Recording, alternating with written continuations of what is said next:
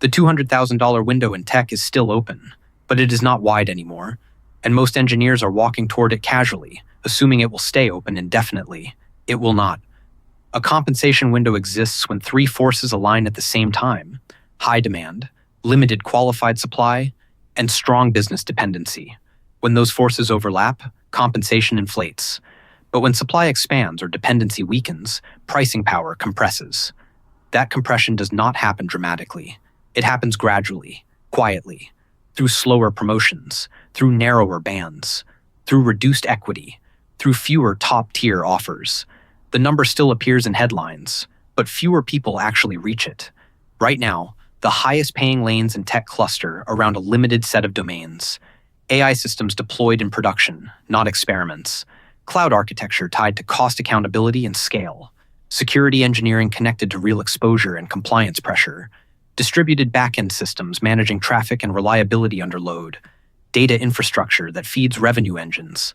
Those domains still command premium compensation. But the supply curve is rising. Boot camps multiplied the entry funnel. Remote hiring globalized competition. AI tooling increased baseline productivity across average engineers. What once required a team now requires fewer people. When output per engineer increases, replacement cost decreases. And when replacement cost decreases, salary ceilings tighten. In expansion cycles, inefficiency hides inside growth. Companies hire aggressively. Budgets stretch. Compensation bands expand broadly. In contraction or stabilization cycles, value is audited. Redundancy is removed. Band ceilings are defended. Economic contribution becomes visible. This is when windows narrow. The 200,000 window does not slam shut. It filters. Mid-level salaries slow their climb. Promotion velocity decreases. Band overlap shrinks. Equity packages thin out. Signing bonuses disappear.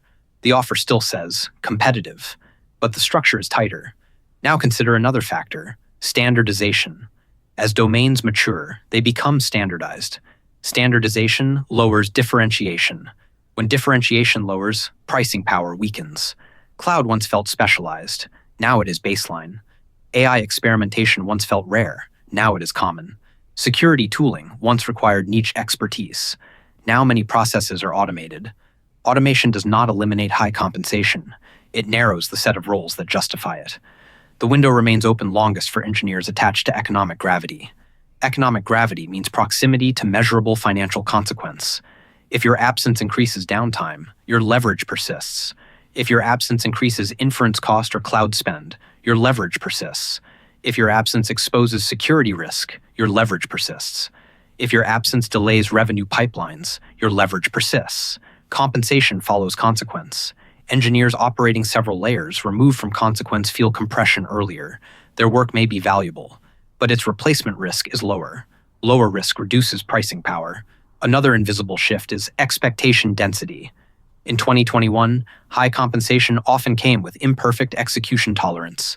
In 2026, the same compensation requires precision, depth, system awareness, cost literacy, communication clarity. Companies paying $200,000 now expect someone who can defend architectural trade-offs, quantify performance impact, understand cost per request, model scaling implications, explain security exposure, translate technical risk into executive language. That expectation density filters aggressively. Most professionals do not build toward that density deliberately. They build toward skill accumulation. Skill accumulation is not the same as leverage accumulation. Leverage accumulation requires staying inside a domain long enough to feel its economic consequences. It requires owning systems under pressure. It requires making decisions when stakes are real. Many careers are built around lateral movement. New stacks, new companies, new trends. That resets leverage development repeatedly. Trend chasing feels productive, but depth compounds, and windows reward compounding depth. If you enter a high-value lane early and build density, you sit closer to the narrowing edge. If you enter late, you compete inside saturation. Saturation increases friction. You feel it through.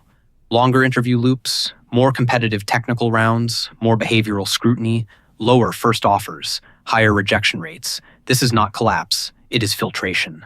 Long-term, technology remains economically central. AI will embed deeper. Infrastructure will expand. Security requirements will intensify. Data volume will continue growing. The market is not shrinking, but the distribution of premium compensation will concentrate. Concentration means fewer seats at the top band, which means preparation matters more than timing luck. If your goal is to reach 200,000 while the window remains open, you must align with domains where economic gravity is undeniable. You must build depth instead of surface familiarity. You must move from execution into ownership, and you must reduce your own replaceability deliberately.